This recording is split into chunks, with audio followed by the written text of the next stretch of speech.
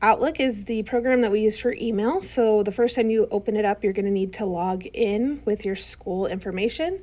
So if you are a high school student, you will log in with your first name, last name at education.vchstrojans.org. If you're at the junior high, it would be first name, last name at vcjh.org. Okay, you're going to put your email address in and click Add Account. Put in your school-issued password and click Sign In. Then we're going to say maybe later for adding another account. And we're going to click No Thanks when it comes to enabling notifications. You're now in your inbox. You'll notice a blue dot next to any emails that are unread. This student actually looks like they're doing a great job of reading all their emails. Our next step is to click Settings in the bottom left-hand corner. You're going to go down and turn off Focus Inbox, turn off Organize by Thread, and then you can choose if you want to turn off Show Contact Photos. Basically, Focused Inbox and Organize by Thread tries to sort your emails by what it thinks is junk and not junk mail, but I promise you your teacher emails will end up looking like junk to Outlook, and so you don't want to miss those, so I would turn those off, and that way all the important emails will all be in one spot. The other thing you can take care of in settings is your signature up at the top. So if you click on it, delete the automatic tagline from Outlook, and then I would type in your first name, last name. You could put your class and what graduating year you have. But basically, this is going to automatically sign all your emails, and it should give your information to your teacher. That will be helpful. Do not put in any social media profiles, anything unprofessional. Some kids think that's funny, and I'm just telling you right now, it is not. It looks very unprofessional. So make sure you have a good signature that identifies who you are so that every time you write an email, it automatically signs out for you. And then one more important thing in settings is also the swipe options up at the top. So you can come in here and you can set up options for swiping. So under swipe right, I personally like to flag or unflag things. That just marks if it's important and I need to come back to it. And then for the swipe left, I like the delete option. So if I swipe to the left, automatically it's going to be deleted. If I swipe to the right, it's automatically going to be flagged and I'll know to come back to it.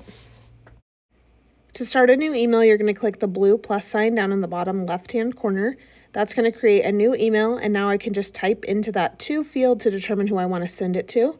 So if I type any student name or teacher's name, it should automatically pop up from the directory. When you're emailing a teacher, make sure you always have a clear subject that's identifying what the email is about. Teachers get a lot of emails, and they need to make sure they know which one to come back to. So it's not like a text. Make sure that you're specific. Always add a greeting to your teacher, and then you can give them some sort of nice well wish to put them in a good mood before reading their email, and then you can ask them their question. Again, this is not texting. I have seen many student emails that just say, "Where's my homework?" That does not put your teacher who's grading your homework in a good mood. So greet them, ask them how they're doing, and then politely ask them to check on your homework. When you're done writing your email, double check for spelling, sign out, and then send it off. Also, down at the bottom of the page, you can click the little paper clip to attach a file or a photo if that's something that you need to communicate with your teacher. One thing that's really important in your inbox is organization. And so if you have important emails, you can move them to a folder by holding down. You can then create a new folder up in the top right-hand corner. So I'm going to make one called College because we get a lot of college emails.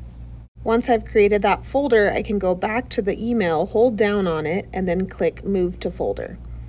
Now, if I want to see my inbox, I need to click the three little lines in the top left-hand corner, and it's going to show me all my inbox folders.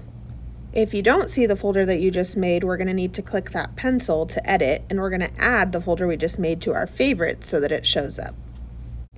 At the bottom, you can toggle over to the search area, which is going to show you your contacts and some recently emailed documents.